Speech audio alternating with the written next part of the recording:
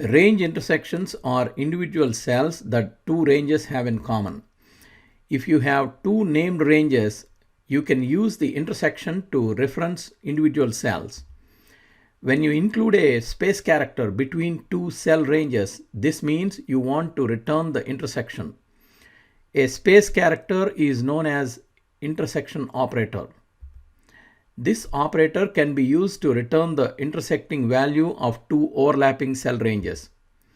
For example, select cell 9 and press equal to sign. Select the range C2 to C5.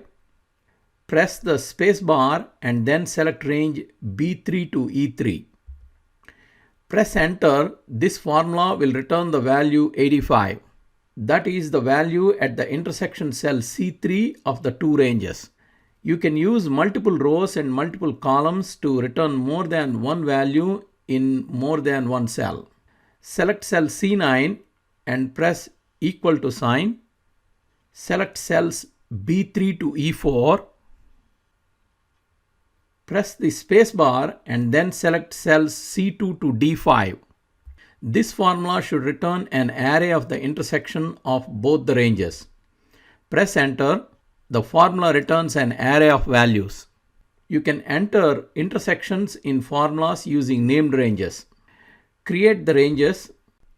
In the Formulas tab, click on Define Names and select Create from Selection to create names automatically. Excel has created the named ranges east, north, etc. With these names defined, you can create formulas that are easy to read and use.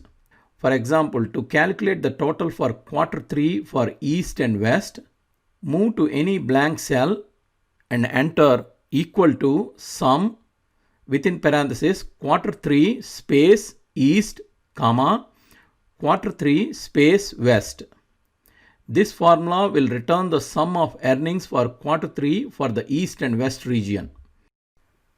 In other words, it returns the values at the intersection of the quarter 3 range and the east and west range.